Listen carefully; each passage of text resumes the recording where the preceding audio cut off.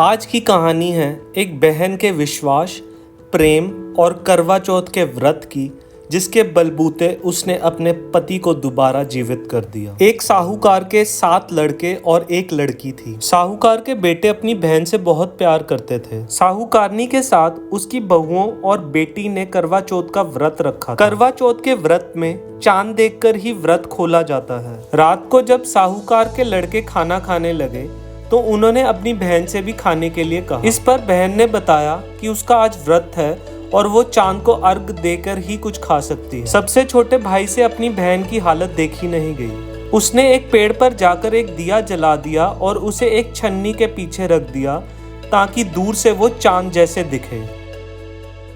दूर से बहन को दिया चांद की तरह लगने लगा।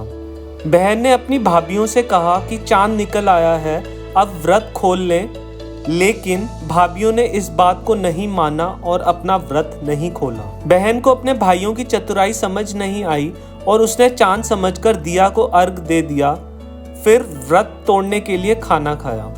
जैसे ही पहला निवाला उसने मुंह में डाला, उसे छींक आ गई। दूसरा निवाला डाला तो उसमें एक बाल निकल आया। जब तीसरा निवाला खाया तभी उसके पति की मृत्यु का समाचार मिला। ये सुनकर बहन बहुत दुखी हो गई। फिर उसकी भाभीयों ने उसे सच्चाई बताई कि उसका व्रत गलत तरीके से टूट गया है और इसी वजह से माता उससे नाराज हो गई हैं।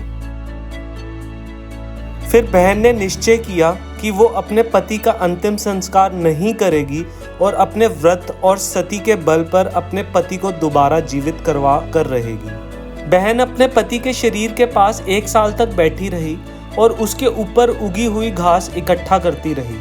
उसने पूरे साल चतुर्थी का व्रत किया। अगले साल जब फिर से करवा चौथ आया, उसने पूरे विधिवत तरीके से व्रत रखा। शाम को उसने सुहागनों से विनती की, यम सुई ले लो, पियस सुई दे दो, मुझे भी अपनी जैसी सुहागन बना दो। करवा माता और गणेश जी के आशीर्वाद से उसका पति दोबारा जीवित हो गया। जैसे गणेश जी और करवा माता ने उसकी सुन ली, वैसे सबकी सुने। सबका सुहाग अमर रहे।